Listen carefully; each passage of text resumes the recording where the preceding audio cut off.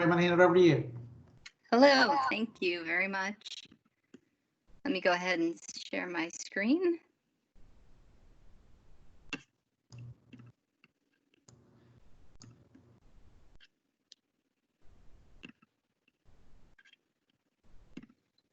Is that working okay, Tim? It's looking good. Okay, great. So hello, everyone. Thank you for joining before the long holiday weekend. My name is Valerie Hyde. I am the Artificial Intelligence and Machine Learning Sales Director in the Americas for a team at Microsoft known as the Global Black Belt team. And so what my team does is work with different customers when they're having, either some technical blockers to solving an artificial intelligence problem or even some business ideation that is needed. So if you typically work with, say, specialists at Microsoft or cloud solution architects, my team is an overlay that gets brought in to work on artificial intelligence projects in particular. So the talk today is going to be about responsible AI. And before we talk about responsible AI, I want to talk about some areas where all the big tech companies, Microsoft included, have had some failings. And since I'm a Microsoft employee, I'm going to start out with a AI fail that Microsoft had. And this is from, I think it was 2016.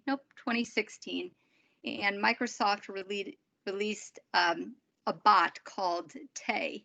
And what happened was it was supposed to learn based on the interactions with all the people trying to talk to it. And, naturally what people are going to do is try out some pretty weird things on it rather than what it was originally intended for. So within 24 hours, it became a Hitler-loving sex robot. Of course, that is a glorified headline to get clicks, but it was indeed taken down by Microsoft pretty quickly. So another one, and this one's from 2017, comes out of Facebook. And what Facebook does is allow different micro-targeting. I mean, this came up in the 2016 election, and then it's also, continued by different practices. And so they allow people to micro-target based on different categories.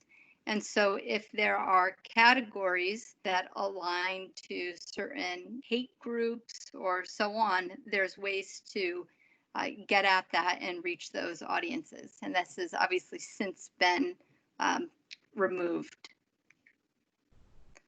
So another one is with Amazon. This one is a bit more recent in 2018. They, big company, get a ton of applications. And so what they want to do is have AI go through and screen the candidates rather than having an individual do that and then pick the top categories. And so the problem here was that a lot of the developer community wasn't very diverse, especially in terms of gender. And so the model that it was built on was a data set that didn't have much diversity. And so when this was realized, you could tell that even things like women in chess or women in what other organization were biased against based on what the initial data was. So that obviously had to be changed. It wouldn't be right if I didn't talk about Google here. They had a issue where there was a part of their home mini that was broken. And so what it was doing was sending back all of the recordings from a certain period of time on certain smart speakers. And they ended up releasing a fix for that. But obviously that is huge privacy concerns for all the individual users. And then this one is super recent. This was Apple when they were doing granting credit for Apple Pay. This was only November of last year. And basically what happened was a husband and wife had realized that even though they were married, had filed taxes together, had a lot of, the property was all community, that when they both applied for this, the husband had a much higher credit limit than the wife, even though the wife had a better credit score on her own. And so they were digging in, trying to figure out what that problem was. And so this is an example of why you need to make sure that the models that you're building in AI are fair. So when Microsoft started building out their own AI technology, a lot of it originally was for Bing. They put together a committee, and this spanned research, engineering, legal department, and so on, to ensure that the technology that Microsoft was building was fair, accountable, transparent, and ethical. So all of these factors are used when, say, Microsoft creates cognitive services or decides, which customers can use their technology. I shouldn't say which customers, I should say for what purpose the customers would use the technology.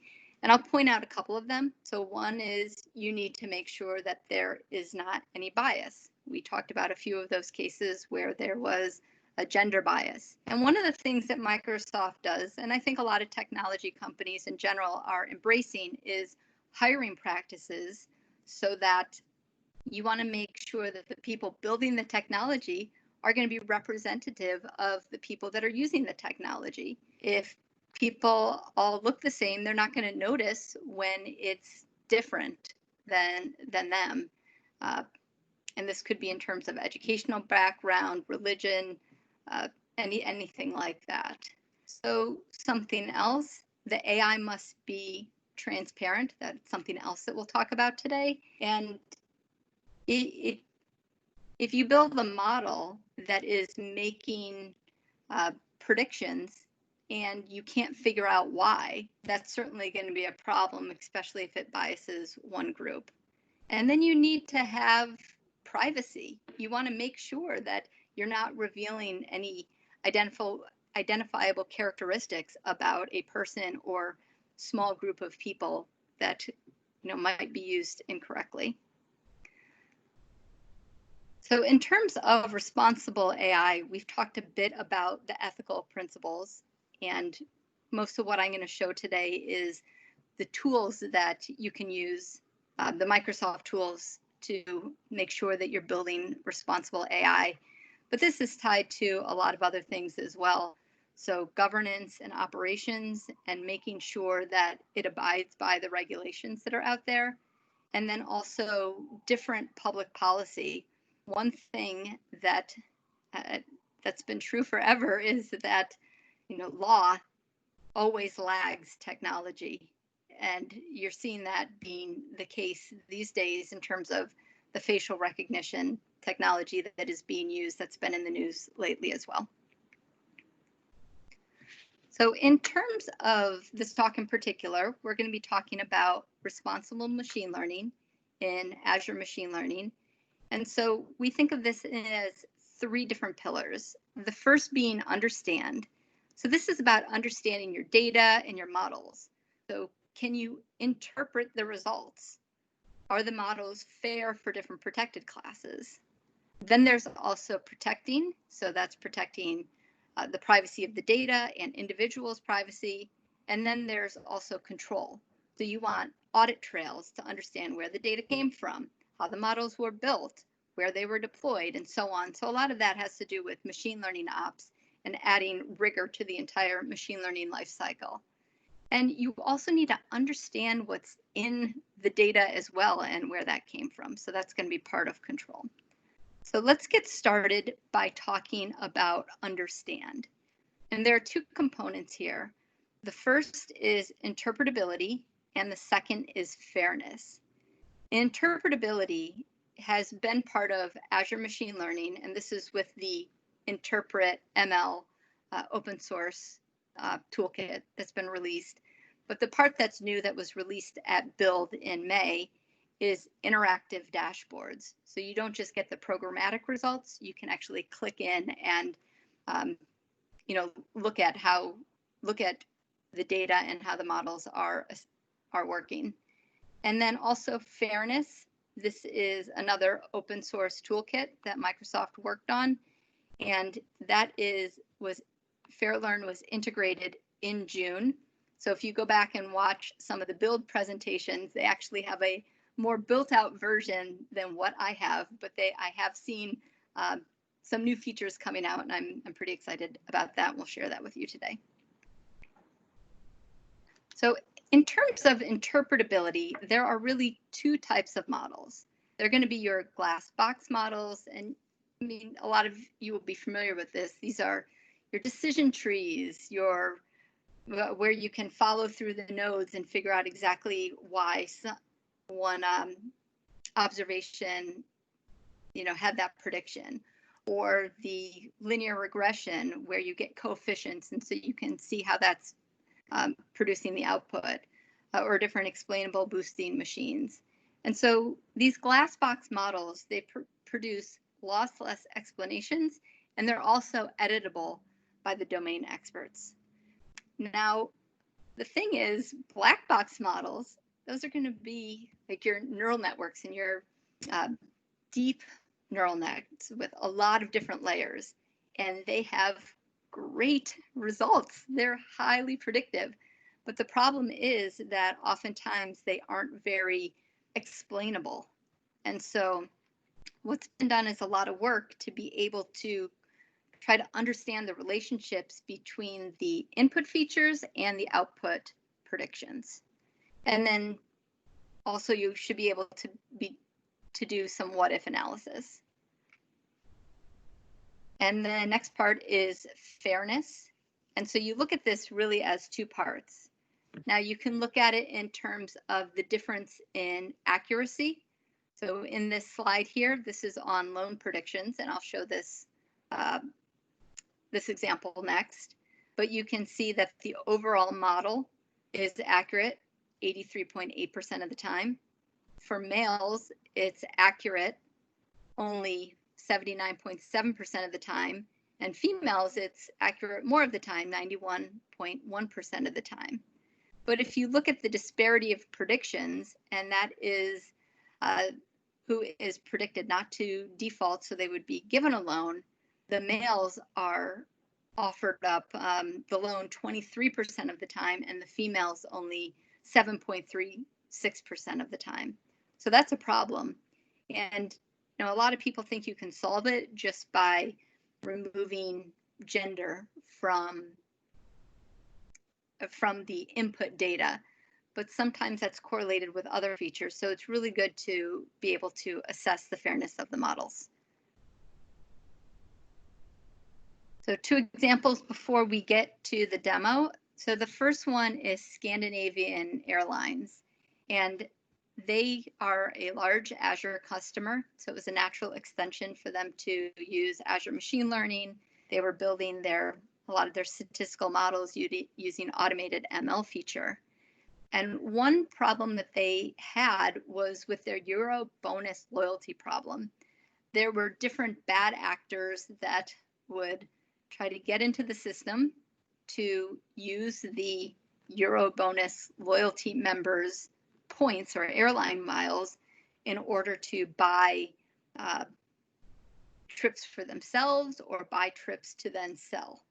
And so what they wanted to do was build a model that predicted when there was fraud. And so they do this based on email address, where people are logging in from, historical flights, and a lot of other information.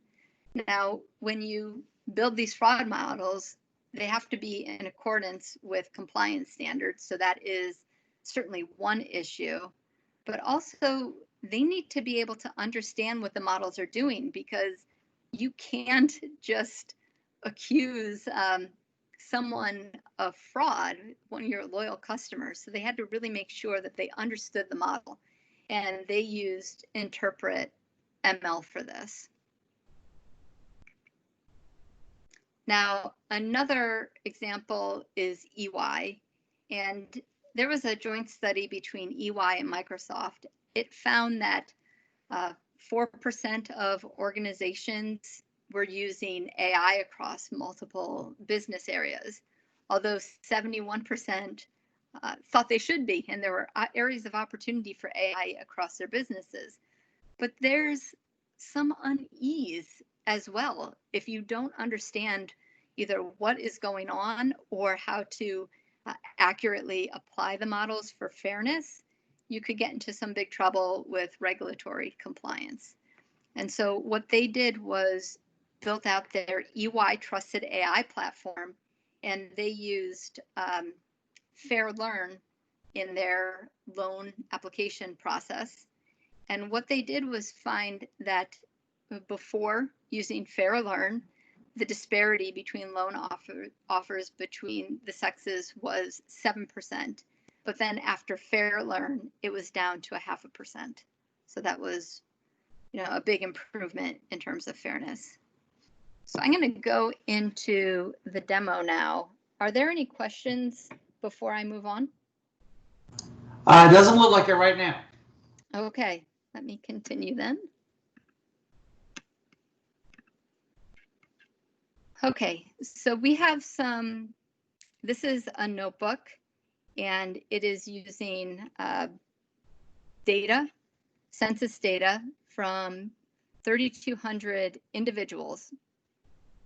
It's a common data set, and what they did was there wasn't actually loan information, and so what they did was predict whether the annual income is below or above $50,000. That was going to be their target. So if it was above, they were going to just say that that was loan acceptance, and if it was below, then it wasn't loan. It doesn't matter because we're just looking at the fairness here. And so let's take a look at the data. So we have things like age, working class, years of education, marital status, education, relationship, race, sex. Those are the 2 protected classes we'll be looking at, and so on. And so here are protected classes, sex and race. You can see what they align to. 0 is male. Actually, 1 was male, 0 was female, and then we have so on with the races. Now we can go into Fair Learn, and I can look at this by sex.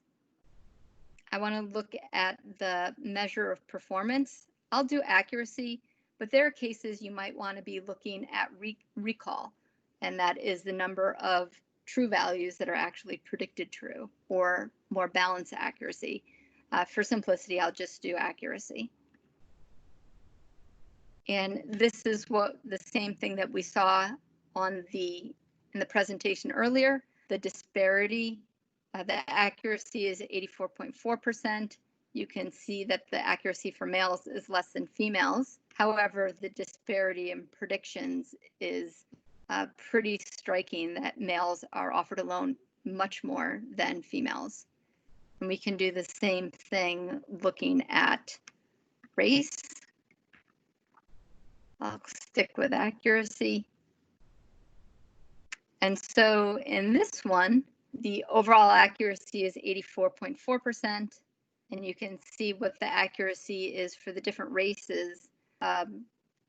The interesting part is the maximum accuracy here is 96.2%. The minimum accuracy is 82.6%.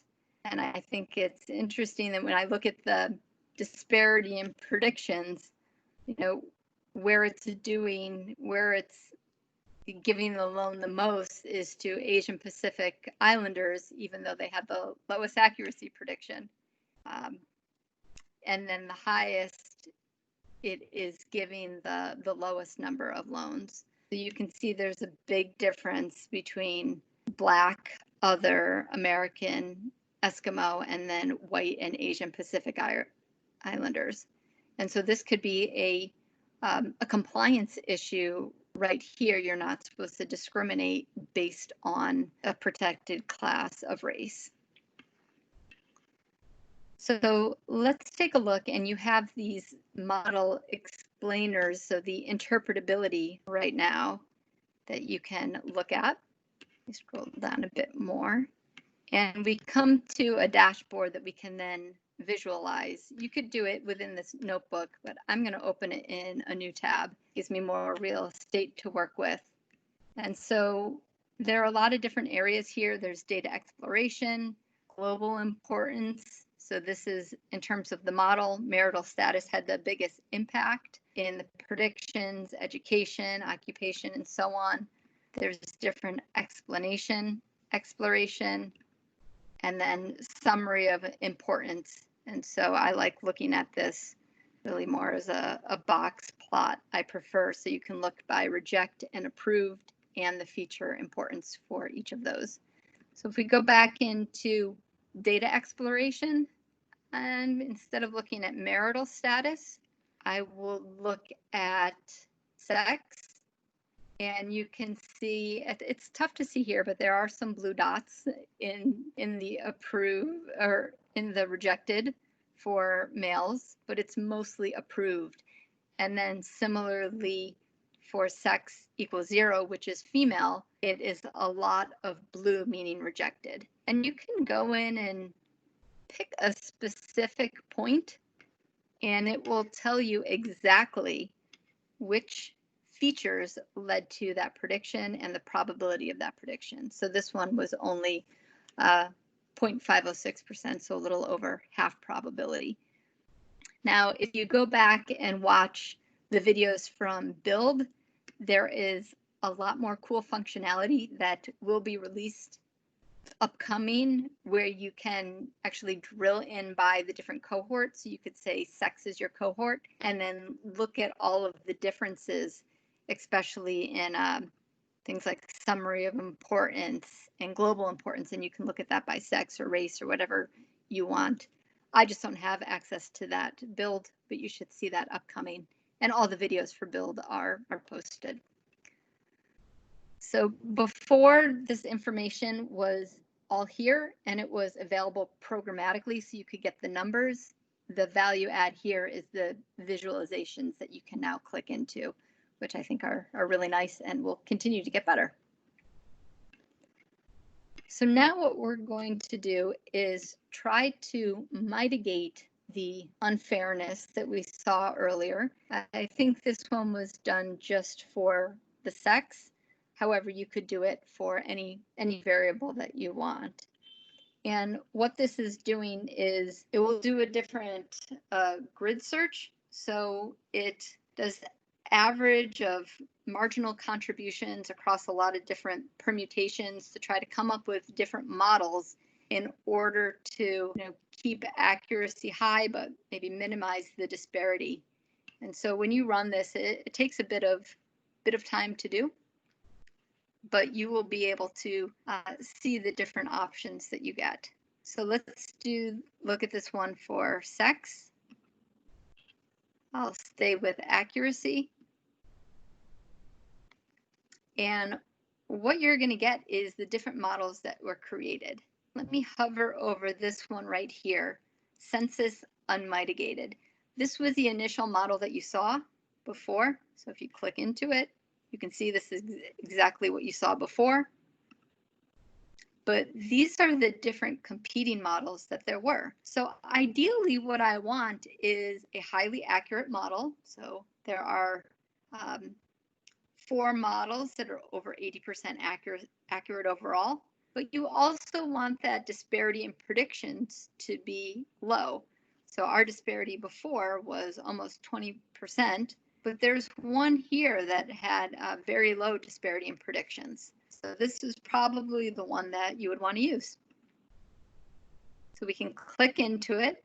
You see that the overall accuracy, that is going to decrease, and that's going to be common when you you make these different tweaks.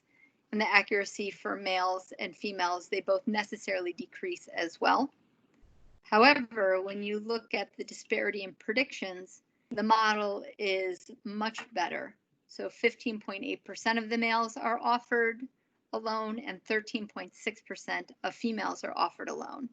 So in this case, it was a small drop off in accuracy and a big increase in minimizing the disparity between the sexes.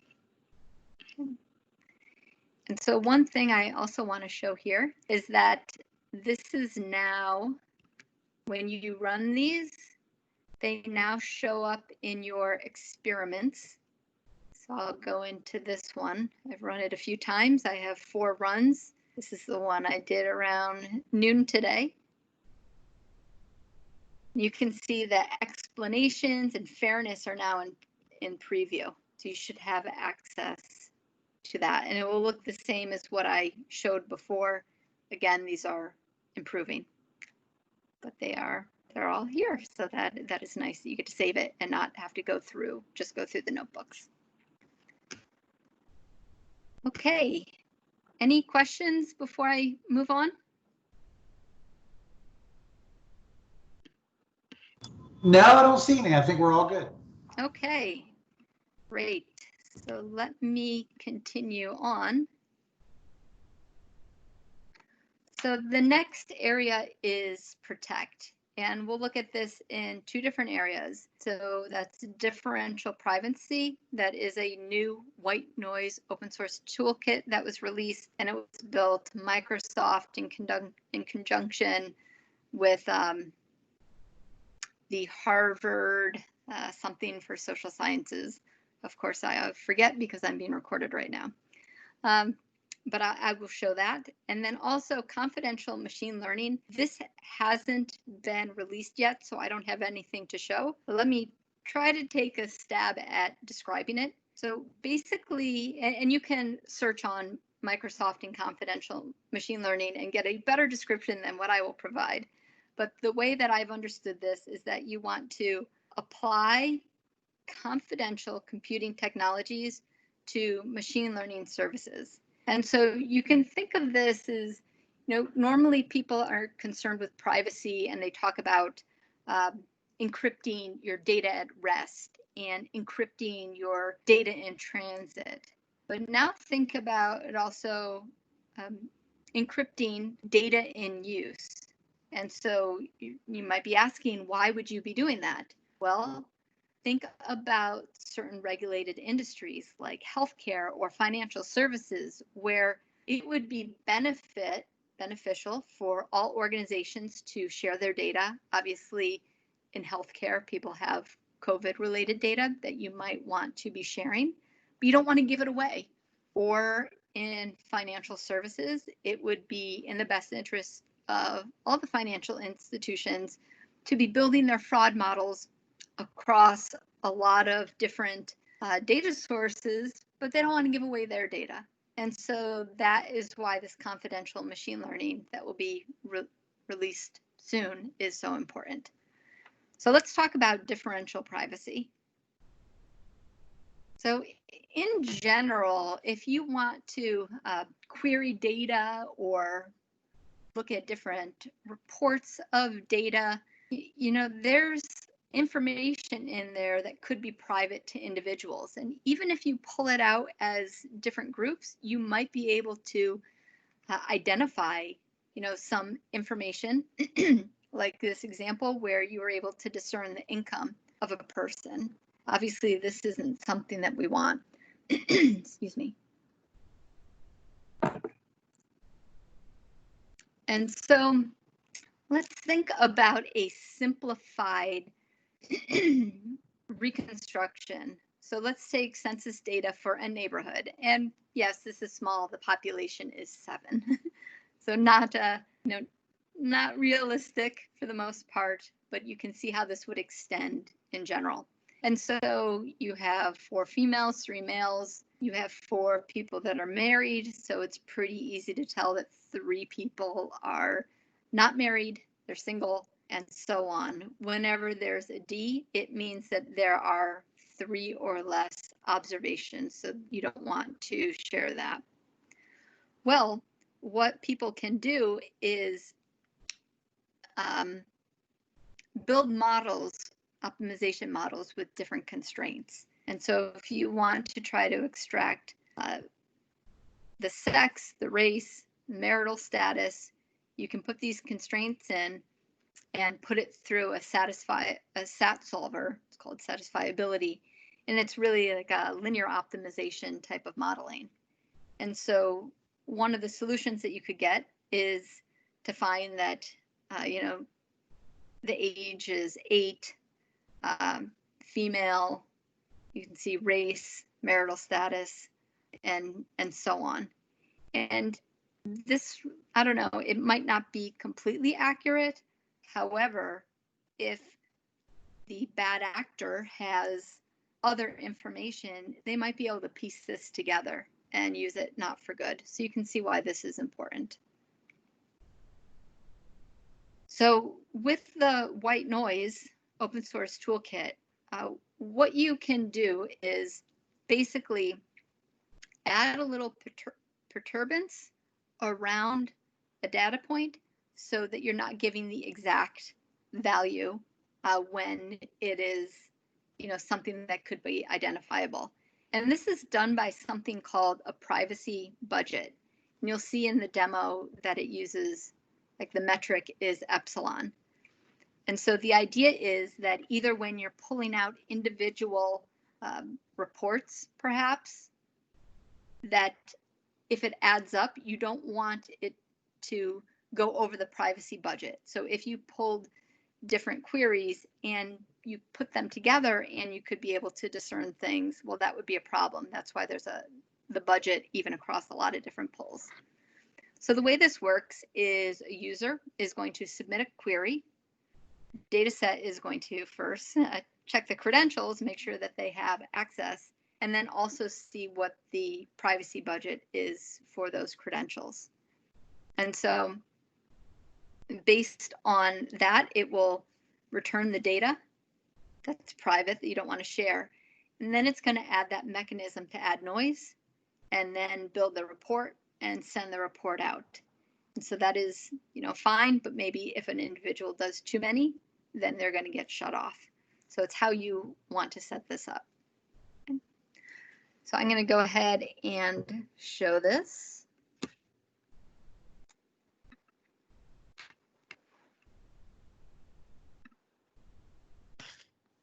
This is another notebook. And Z3 right here, this is an open source solver, optimization solver. And this is going to be pulling different data on income.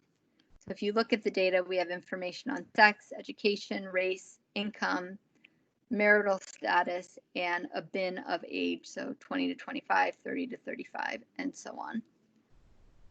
And what we're going to do right here is look at the distribution where education is equal to 1. And so in this case, 1 is equal to a high school graduate. So when we do this, we can look at the distribution of income for individuals with a high school degree. So in this data, it's about 70 individuals have income between 0 and 10,000. There's 55-ish that have income between 10,000 and 20,000. It declines as the buckets go up, and then greater than 100,000. Obviously, there's a wide range, but it pulls it all back into just greater than 100,000, and that is about 20. So that is what the distribution of the non-private data looks like. It's the real data. And so you're going to have to pause your thinking, your memory of that for a moment. The way this notebook was built out, they put in a different example before we get back to the high school distribution, the high school income distribution. So let's think about a new scenario where, so there's an attacker that knows certain information outside of the data. So the attacker knows that there's at least one person in the data with education level 2, race 2, between 45 and 50, sex is female, married is 1, and has an income of 95,000. And they know that in this case, there is only one person in the data with the same attributes except sex is equal to 1, which is male. And we know that they know that person has income 31,000. And so what you could do with a SAT solver is try to understand, just with those two pieces of information, what the income level is for everyone in the data. And so in this case, there were 500 total outcomes, and 58 of them reconstructed the data exactly. So that's over 10% exactly. Then within $2,000, that's 87. 120 incomes reconstructed within 5,000. Might not be as big of a deal for smaller incomes, but for larger ones, that isn't, that isn't much of a range. So you can see that over half of the accounts can be reconstructed within $5,000. So that's definitely a problem. Well, let's look at how to solve that.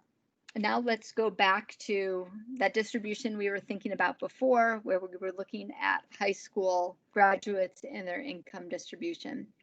Now this privacy budget is going to be a positive number when you have a number between, people usually use between 0 and 1. I'm going to start out with 1.5, but 1 and higher is going to be less private. So I've already gone ahead and run this. And you'll see the new distribution here. And so for non-private, that was blue before. Now we can see what the distribution is for private. And the orange and blue, for the most part, are matching up pretty closely. It did jigger it a little bit and have slightly different distributions. Maybe that's good enough for what it is you're trying to do, but it might not be enough for something else, for some other uses. So let's switch this 1 to 1, and I'm going to rerun things.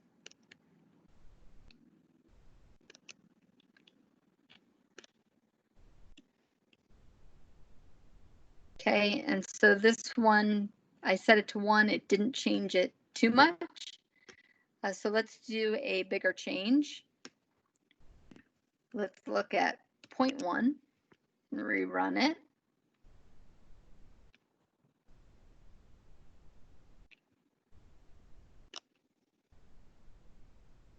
And now you can see there is a much bigger difference in the non-private and private data.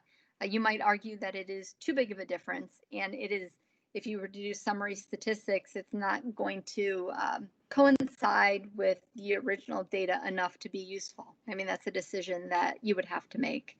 But these are the, this is obviously a big difference. So maybe it's around 0.5. You can try different things, and it would have to be with your standards.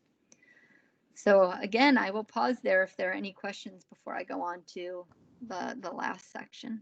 Plow onward. You're good to go. Okay. All right. So the last is control.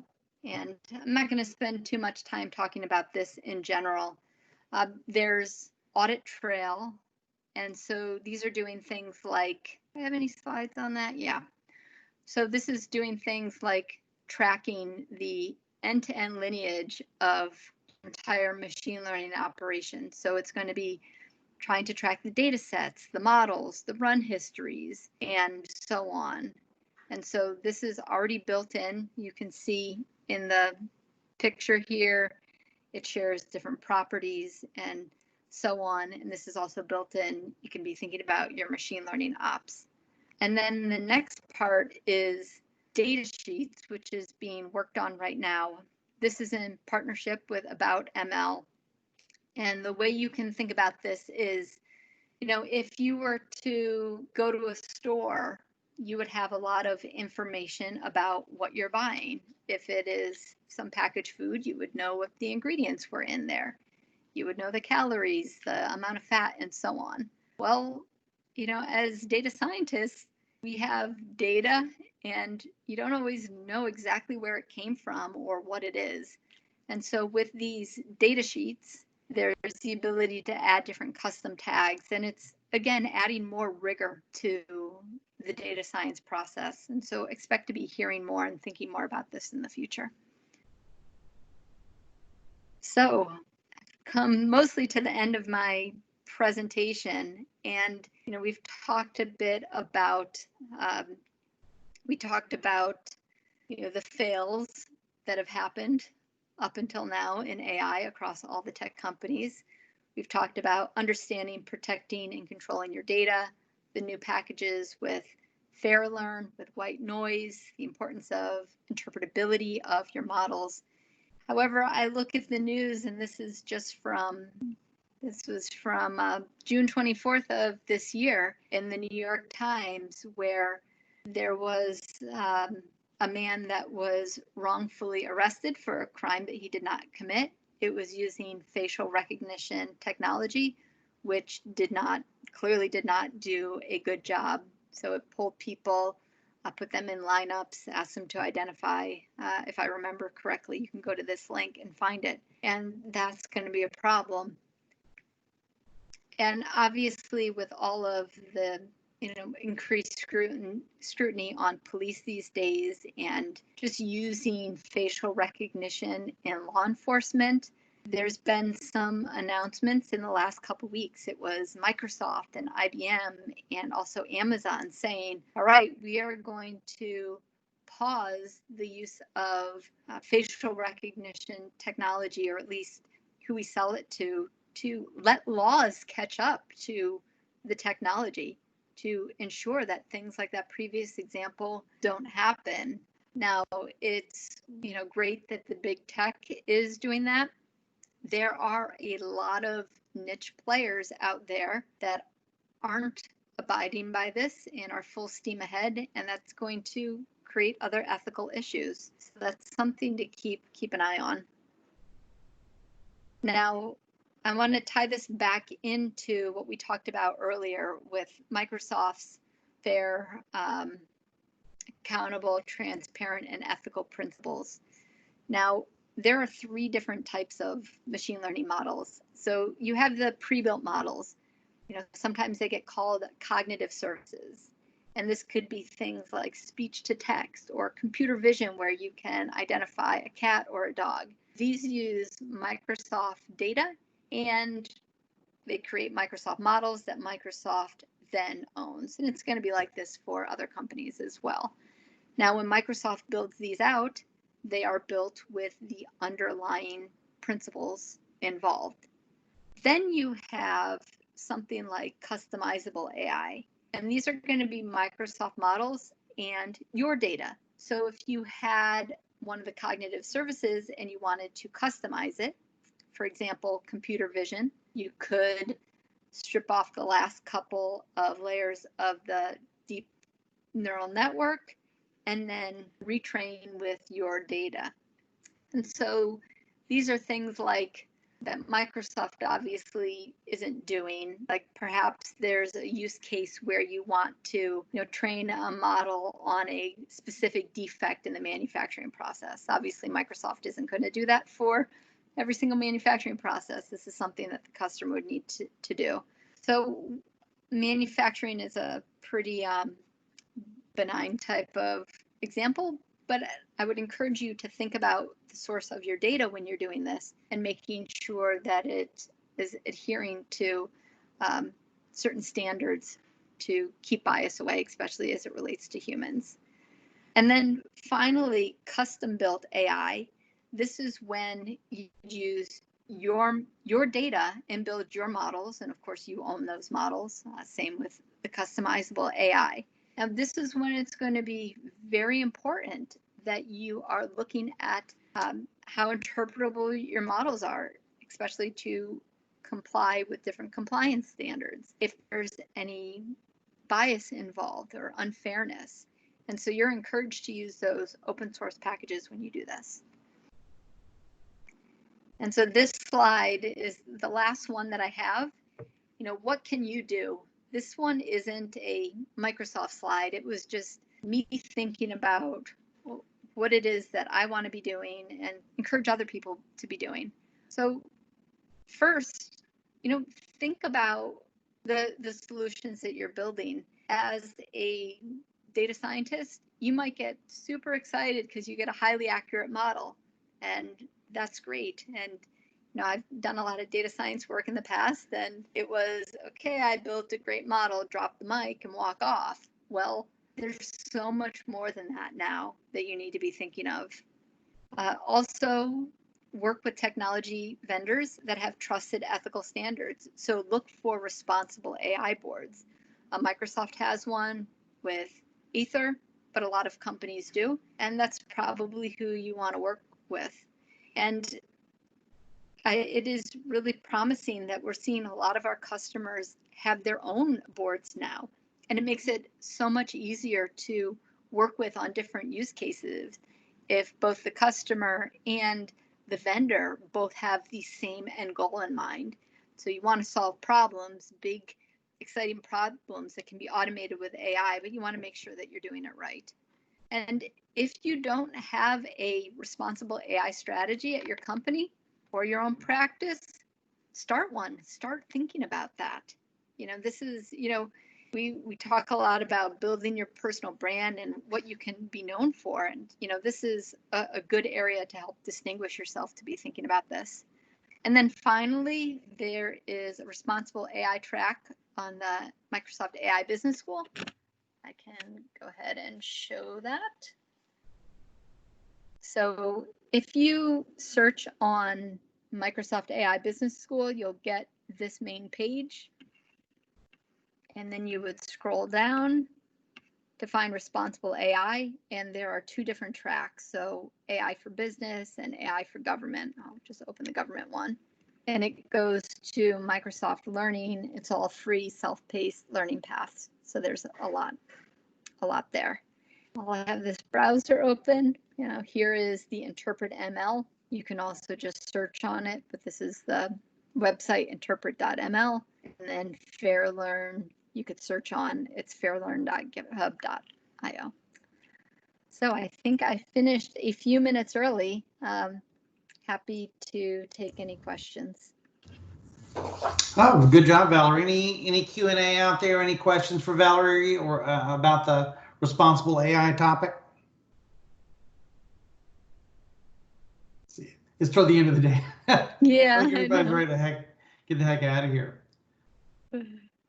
Well, all right. If there's no questions, Valerie, thank you very much. I'm going to go ahead and hit stop recording, and we'll kind of queue around for the next session. Thank you, Valerie. Okay, thank you. Thanks. Bye, everyone. Bye-bye.